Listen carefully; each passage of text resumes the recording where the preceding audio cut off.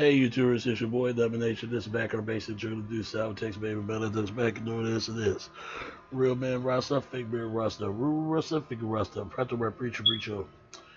And today's topic, what we're going to talk about today is we're going to talk about Fester on back of the basic, unsung episodes that we're going to talk about. Previous episode, even though we did a new episode, but previous episode we never do on this channel.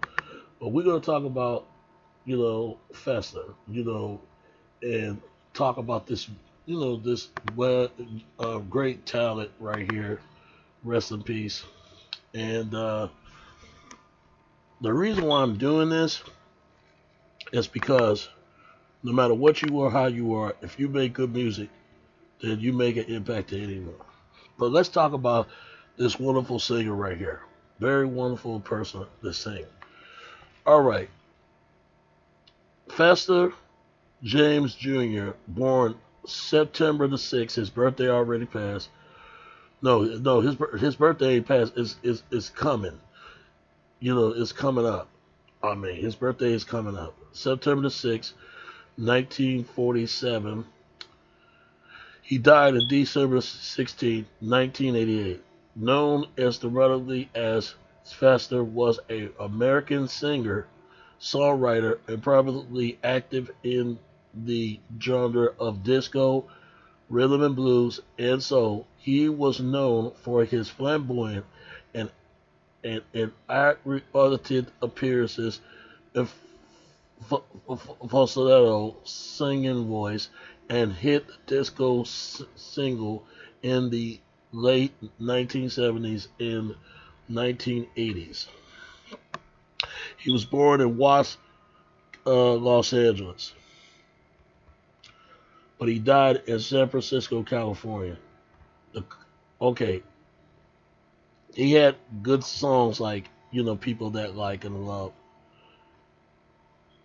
Focused on a solo career, Fester signed a recording contract with Harvey and Florida of the Fantasy Records and three new backup singers in the form of Melody Watts, Martha Wash, and Ezra Riley, the two tons of fun, as well as Jenny Tracy. His first solo album, Fester, 1977, was a predominant success. This was followed with the acclaimed disco album Step 2 in 1978, which is part of the single Do You Make Me Feel Mighty Real and Dancing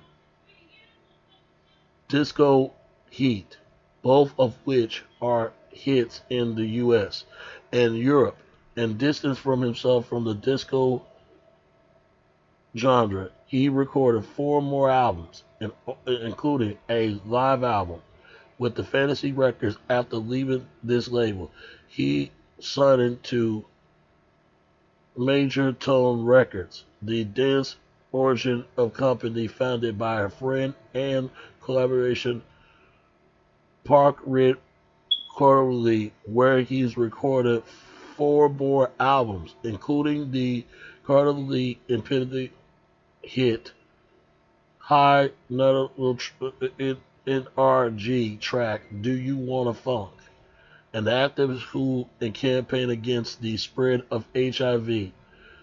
Sylvester died from complication arise from the virus in 1988, leaving all the future royalties from his work to San Francisco-based HIV charity. It's pretty sad. During the late 70s, Fester gained the management of the Queen of Disco, right along with Diana Summers, and during his life, he tipped it and proudly recognized in San Francisco, where he was awarded the key to the city.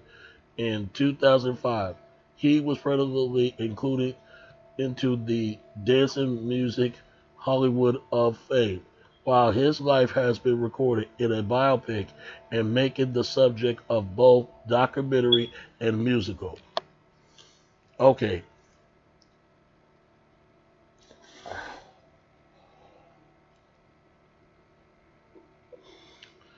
yeah,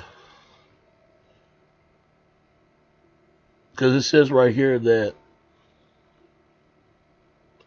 says at age of 8 he was engaged in sexual active with a far older man and the church at the time. Rumors being the church choir all through he would always mention that this was correctly is not an example of sexual molestation. Fester was taken to the doctor after received an injury during anal sex with this man. Oh God, I don't even want to touch that. It was this doctor who informed her that letting her son was gay, something that she could not accept and viewed homosexuality as a of a vision and a sin. News of a Fester homosexual active soon spread through the church congregations and feel unwelcome. He casted his tip at age 13. Yeah, I mean that kind of stuff does happen in the church, man. Something that people don't like to talk about. It should have never happened to anybody. You know, church supposed to be a place to help people, but not just in to downgrade people. It's just sad. In 1970 and in 1960 and 1970, and this other quote. Okay, I don't want to read too much of it. You know, you can go look it up for yourself. Cause the two tons of fun and faster. If you don't know those two ladies, they was in the group of the Weather Girls. You know that did the song "Raining Men" and all that. Okay,